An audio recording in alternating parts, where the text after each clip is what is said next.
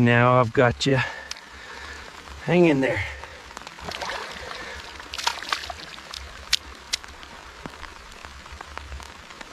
A routine fishing trip in the Louisiana bayou turned into a life-changing moment when local fisherman Marcus Tabido heard desperate cries echoing through the cypress trees.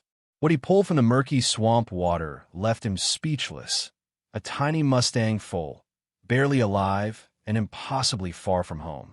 But this was just the beginning of an extraordinary journey that would challenge everything he thought he knew about wild horses, survival, and the unbreakable bonds that can form in the most unexpected places. This is a story that will restore your faith in miracles and the power of second chances.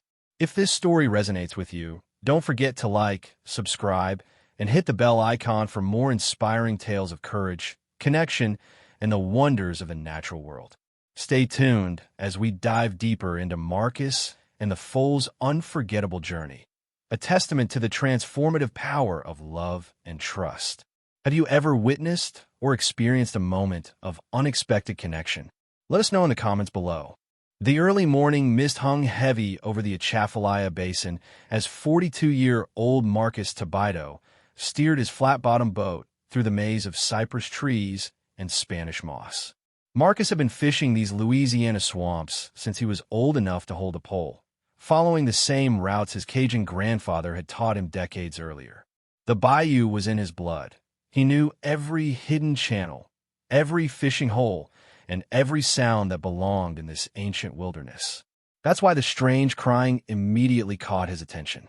Marcus cut the engine and let his boat drift silently through the dark water, listening intently. The sound came again, a high-pitched, desperate wailing that didn't match any animal he knew. It wasn't the call of an alligator, a bird, or any of the usual swamp creatures. This was something different, something that shouldn't be here. "What the hell?" Marcus muttered, grabbing his paddle to navigate toward the source of the cries. Following the sound deeper into a secluded bayou, Marcus spotted movement in a thick patch of water hyacinth and cypress knees. At first, he thought it might be a deer that had fallen into the swamp, but as he got closer, he realized the situation was far more serious.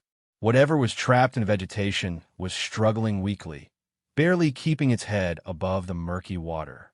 Marcus quickly anchored his boat and waded into the knee-deep marsh, his experienced eyes scanning for alligators as he approached the distressed animal. The water was warm and thick with mud, making each step treacherous. Spanish moss brushed against his face as he pushed through the overgrown vegetation, following the increasingly weak cries. When he finally reached the source, Marcus stopped dead in his tracks, unable to believe what he was seeing. Trapped in a tangle of vines and half-submerged logs was a foal. But not just any foal, even covered in mud and marsh grass. Marcus could see this was no ordinary horse. The young animal had the distinctive build and markings of a Mustang, with a small white star on its forehead and legs that, despite its current state, showed the promise of speed and endurance. "How in God's name did you get here, little one?" Marcus whispered, his voice filled with amazement and concern. The foal couldn't have been more than a few weeks old, and it was clearly exhausted from hours of struggling in the swamp. Its eyes, large and dark with fear, locked onto Marcus as he approached. The young Mustang tried to struggle harder, but it barely had the strength to keep its head above water. Marcus had lived in Louisiana his entire life and had never seen a wild Mustang anywhere near the bayou. These horses belonged in the western plains, thousands of miles from the humid swamplands of the Deep South. Yet here was undeniable proof that sometimes the impossible could happen. Working quickly but gently, Marcus began untangling the foal from the maze of vines and debris that held it captive. The young horse was too weak to fight him, but Marcus could feel the wild spirit beneath its exhaustion. This wasn't a domestic horse. Every instinct told him this foal was truly wild, somehow impossibly displaced from its natural habitat. As he lifted the trembling foal from the water, Marcus felt the full weight of responsibility settling on his shoulders. This young Mustang was barely alive, far from any veterinary help, and completely dependent on a Cajun fisherman who knew more about catching catfish than caring for horses. But looking into those trusting dark eyes, Marcus knew he couldn't walk away. Whatever had brought this miraculous foal to his swamp, he was going to make sure it survived. The real adventure was just beginning. Marcus carefully wrapped the shivering foal in his emergency blanket and placed it gently in the bottom of his boat. The young Mustang was hypothermic despite the warm Louisiana air, its body temperature dangerously low from prolonged exposure to the swamp water. Marcus had no experience with horses, but his instincts told him he needed to get the foal warm and dry immediately. The nearest veterinarian was Dr. Catherine Budrow, whose clinic was 30 miles away in the town of Morgan City. But first, Marcus decided to take the foal to his cabin on the bayou, where he could provide immediate warmth and assess the situation properly. As he navigated through the winding waterways toward his dock, Marcus found himself talking softly to the foal, much like he would to calm a frightened child. "Easy there, little one. We're going to get you fixed up real good. Don't you worry about nothing." The foal's breathing was shallow but steady, and its eyes remained alert despite its weakened state. Marcus was amazed by the intelligence he saw in those dark eyes. There was something almost human about the way the young horse seemed to understand that he was trying to help. Marcus's cabin sat on stilts at the edge of a cypress grove, a simple but comfortable retreat he had built with his own hands. He carried the foal inside and immediately started a fire in his wood-burning stove. The cabin began to warm quickly, and Marcus could see the foal's shivering start to subside as the temperature rose. While the cabin heated up, Marcus called Dr. Budrow, hoping she would make a house call. Catherine had been the parish veterinarian for 15 years and had treated everything from alligators to exotic birds. But Marcus suspected even she had never dealt with a Mustang foal in the Louisiana bayou. "Marcus, slow down." Dr. Budrow's voice came through his cell phone. "You found what in the swamp?" "A baby Mustang, Doc. I know it sounds crazy, but I'm looking right at it. Little thing's half drowned and probably hasn't eaten in days." There was a long pause before Dr. Budrow replied. "Marcus, there are no wild Mustangs in Louisiana. Are you sure it's not just a regular foal that got loose for someone's farm?" Marcus studied the young horse, taking in its compact build, the distinctive shape of its head, and the wild look in its eyes that no domestic horse possessed. "Doc, I've seen plenty of horses in my life. This is a Mustang, and it's barely hanging on. Can you come out here? I'll be there in an hour," Dr. Budrow said, her professional instincts overriding her skepticism. "Keep it warm and don't try to give it anything to eat or drink until I get there." As Marcus waited for the veterinarian to arrive, he found himself captivated by the young Mustang. Despite its ordeal, there was something magnificent about the foal, a wildness that couldn't be broken even in its current weakened state. Marcus had always felt a deep connection to wild things, perhaps because he had spent his life in the untamed bayou. But this was different. This foal represented something pure and free, something that didn't belong in his world but had somehow found its way to him. The question that haunted Marcus was simple but profound. How had a newborn Mustang ended up in a Louisiana swamp? The nearest wild horse populations were in the western states, over 1,000 miles away. There was no logical explanation for the foal's presence, yet here it was, breathing softly by his fire. As the minutes ticked by, Marcus began to realize that saving this foal's life might be the easy part. The real challenge would be figuring out where it came from and what to do with a wild Mustang in the heart of Cajun country. Dr. Catherine Budrow arrived at Marcus's cabin just as the sun was setting over the bayou, casting long shadows through the cypress trees. The 60-year-old veterinarian had seen almost everything in her career, but she had to admit she was curious about Marcus's claim of finding a Mustang foal in the swamp. One look at the young horse confirmed Marcus's identification. "My God," Dr. Budrow whispered as she knelt beside the foal. "This is definitely a Mustang. Look at that bone structure, the way its ears are set, even the markings. But how on earth did it get here?" The foal had warmed up considerably and was now alert enough to show some fear as the stranger approached. Dr. Budrow moved slowly, speaking in soothing tones as she began her examination. "He's severely dehydrated and malnourished," she reported after checking the foal thoroughly. "I'd estimate he's about 3 weeks old, which means he should still be nursing. Without his mother's milk, He won't survive much longer. Marcus felt his heart sink. Can we save him? Maybe. It's going to require round-the-clock care and specialized feeding. I have mare's milk replacer at the clinic, but someone will need to feed him every 2 hours for the next several weeks. Even then, his chances aren't great without the antibodies he would normally get from his mother. I'll do it, Marcus said without hesitation. Dr. Budrow looked surprised. Marcus, do you understand what you're committing to? This isn't like caring for a dog or cat. Foals are incredibly fragile, and this one has already been through severe trauma. You'd basically be giving up your life for the next month, minimum. Marcus looked at the foal, who was now attempting to stand on wobbly legs. The young Mustang's determination was evident even in his weakened state. He refused to give up despite everything he had endured. Doc, I found him for a reason, Marcus said quietly. I don't know how he got here or what's supposed to happen next, but I'm not walking away from him now. Dr. Budrow studied Marcus's face and saw the same determination she recognized in the foal. All right then, but we're going to need help. I'm calling my colleague in Baton Rouge who specializes in equine medicine. If we're going to do this, we're going to do it right. As Dr. Budrow made arrangements for specialized equipment and supplies, Marcus found himself alone with the foal for the first time since the rescue. The young Mustang had managed to stand and was now exploring the small cabin, his curiosity overcoming his fear. What am I going to call you, little one? Marcus mused as he watched the foal investigate every corner of the room. The name came to him suddenly, inspired by the circumstances of their meeting. Bayou. That's what I'll call you. You're the first Mustang ever born in these waters, even if you weren't actually born here. Bayou turned at the sound of his new name, his ears pricked forward with interest.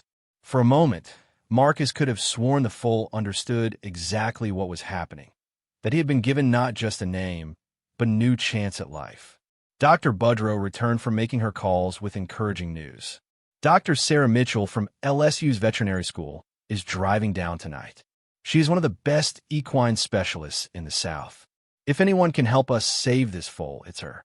As they waited for the specialist to arrive, Marcus began to understand that saving Bayou was going to require more than just medical expertise. It was going to take a miracle. Dr. Sarah Mitchell arrived at Marcus's cabin at midnight, her truck loaded with specialized equipment that transformed the simple Bayou retreat into a makeshift equine intensive care unit. The 45-year-old equine specialist had driven 3 hours from Baton Rouge, but her energy was focused and determined as she assessed Bayou's condition. This is remarkable, Dr. Mitchell said as she examined the foal under portable lighting. I've studied Mustang genetics for years, and this foal shows classic prior mountain bloodlines. Those horses haven't been seen outside of Montana and Wyoming in over a century. Marcus watched nervously as the two veterinarians worked together, setting up 4 fluids and preparing specialized formula for Bayou's first proper feeding. The foal had grown weaker during the evening, and Marcus could see the concern in both doctors' faces. Dr. Mitchell, how could a Montana Mustang foal end up in Louisiana? Marcus asked, voicing the question that had been haunting him all day. That's what's so puzzling, Dr. Mitchell replied while adjusting Bayou's 4. There are only a few possibilities, and none of them are good. He could have been stolen from a wild herd and transported here illegally. There's a black market for rare Mustang bloodlines, but foals this young rarely survive transport. Dr. Budrow looked up from preparing the feeding formula. What other possibilities? A breeding program gone wrong, or... Dr. Mitchell hesitated. There have been rumors of private collectors who capture Mustangs for exotic animal collections. If something happened to the operation, a raid, financial collapse, or emergency evacuation, animals could have been abandoned. The thought of Bayou being part of an illegal operation made Marcus's blood boil, but his anger was interrupted by the foal's weak whinnying. Bayou was trying to stand again, his instincts telling him it was time to nurse. Perfect timing, Dr. Mitchell said, approaching with a specialized bottle. Let's see if he remembers how to feed. What happened next surprised everyone. As soon as Dr. Mitchell offered the bottle, Bayou latched on eagerly and began nursing with surprising strength. His tail began to wag slightly, and his eyes brightened with each swallow of the life-giving formula. That's a good sign, Dr. Budrow observed. His sucking reflex is strong, which means he was nursing properly before he was separated from his mother. Marcus felt a wave of relief watching Bayou feed, but Dr. Mitchell's expression remained serious. He's responding well, but we're not out of the woods yet. The next 48 hours are critical. If he makes it through the weekend, his chances improve dramatically. As the medical team worked through the night, Marcus found himself thinking about the mysterious circumstances that had brought Bayou to his swamp. Somewhere out there, the foal's mother was probably searching for her missing baby. The thought broke Marcus's heart, but it also strengthened his resolve to give Bayou the best possible chance at survival.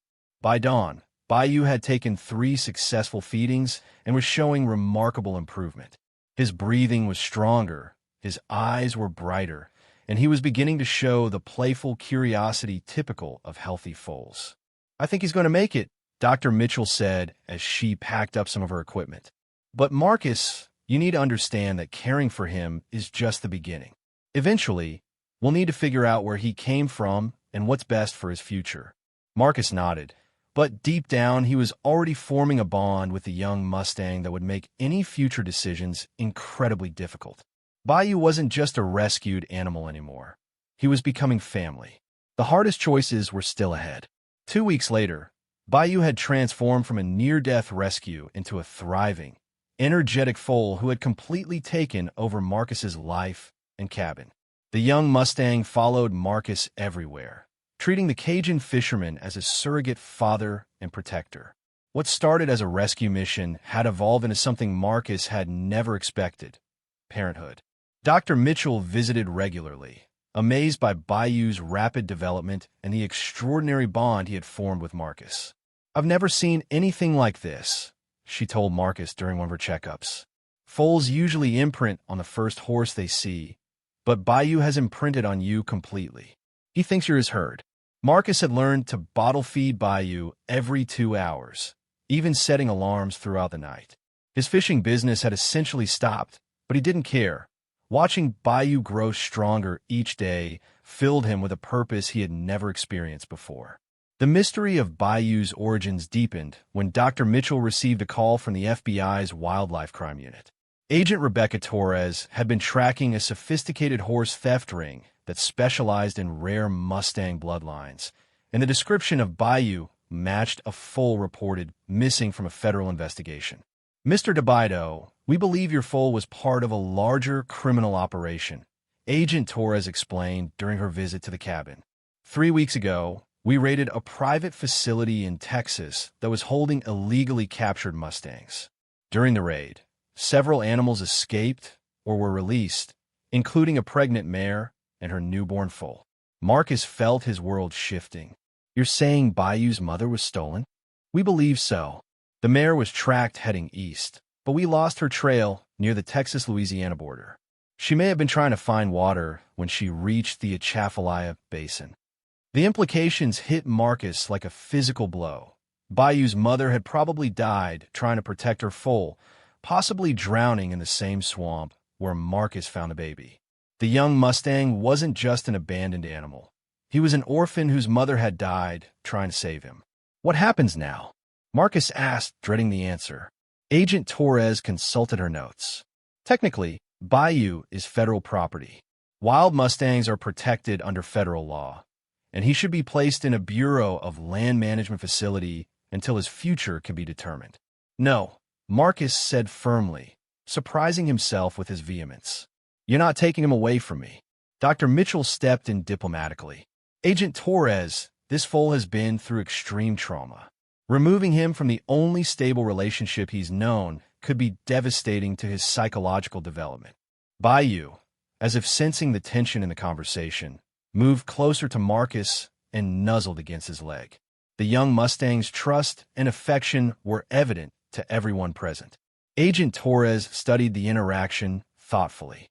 "Mr. DeBido, the Bureau does have provisions for private adoption of Mustangs in special circumstances. It's a complex process, but not impossible." "What would that involve?" Marcus asked, hope returning to his voice.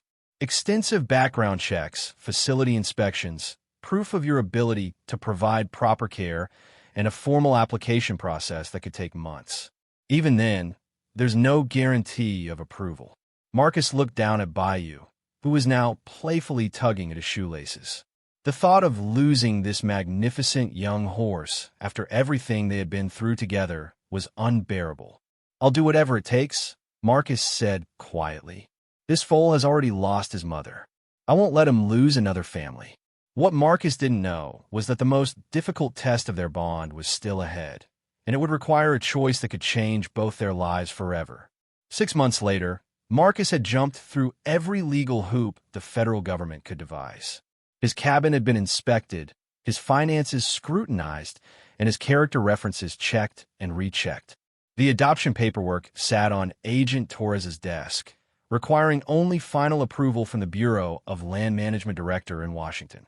Bayou had grown into a strong, confident young horse who showed all the magnificent characteristics of his Mustang heritage. He was intelligent, athletic, and possessed an independent spirit that reminded Marcus daily of his wild roots. Yet the bond between man and horse had only strengthened as they spent their days together, exploring the bayou and learning from each other. The call Marcus had been dreading finally came on a humid August morning. "Mr. DeBido, I have news about Bayou's adoption," Agent Torres said, her voice carefully neutral. "The Bureau has approved your application, but there's a complication." Marcus felt his heart stop. "What kind of complication?" "We found Bayou's family." The words hit Marcus like a physical blow. "What do you mean?" "The mare we thought had died was actually rescued by a wildlife rehabilitation center in East Texas. She survived her injuries and has been recovering for months. Moreover, we've located the original herd she was taken from, a small band of Mustangs in the Pryor Mountains that includes Bayou's grandmother and several siblings." Marcus sank into his chair, watching Bayou graze peacefully in the small pasture he had built beside his cabin. "So you're taking him away?" "That's just it." "We're not," Agent Torres continued. "The decision is yours. The Bureau recognizes the extraordinary circumstances of Bayou's rescue and the bond you formed. You can proceed with the adoption and keep him in Louisiana, or we can facilitate his return to the wild to reunite with his original herd." The choice Marcus had to make seemed impossible. Keep Bayou with him, safe and loved, but forever separated from his wild heritage, or send him back to Montana, where he belonged, but where Marcus would never see him again. Dr. Mitchell arrived that afternoon to help Marcus think through the decision. "There's no right answer," she said as they watched Bayou playing in the pasture. "He's happy here, healthy, and clearly loves you. But he's also a wild horse, and his instincts will always call him back to the mountains." That evening, Marcus sat with Bayou under the cypress trees as the sun set over the bayou.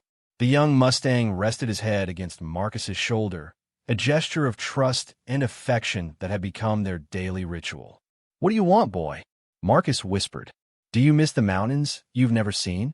Do you dream about running free with your family?" As if in answer, Bayou lifted his head and looked toward the horizon, his ears pricked forward with the same wild alertness Marcus had first noticed in the swamp. For a moment, Marcus could imagine Bayou running across endless plains with a herd of wild horses, free and magnificent in his natural habitat. The decision that had seemed impossible suddenly became clear. 3 weeks later, Marcus stood in a Montana meadow, surrounded by the Pryor Mountain Mustang herd, holding Bayou's lead rope for the last time. The reunion with his grandmother and siblings was immediate and joyful, the wild horses welcoming Bayou back as if he had never been gone. "You ready for this, boy?" Marcus asked, his voice thick with emotion as he unclipped the lead rope.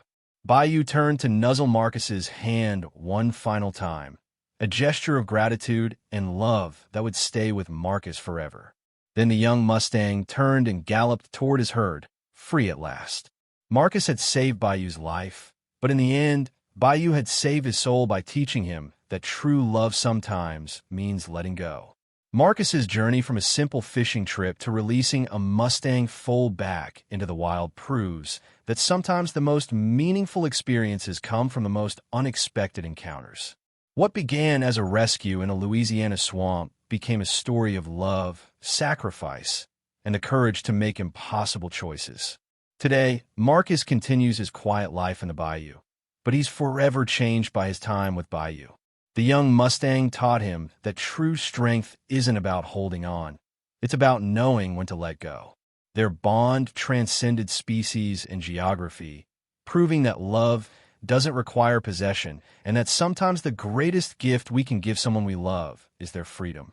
Bayou runs free in the Pryor Mountains now, living the life he was meant to live, but the lessons he learned from Marcus about trust, resilience, and love have made him a stronger leader within his herd. Their story reminds us that every rescue changes both the saved and the savior, and that the most profound connections can happen in the most unlikely places. If this tale touched your heart, please take a moment to like, comment, and subscribe to our channel for more inspiring stories of hope, resilience, and the incredible bonds between humans and animals. Share this story with someone who needs a reminder that even in the fiercest storms, there's always a chance for renewal. And let us know in the comments, what lesson did you take away from Marcus and the Foal's journey?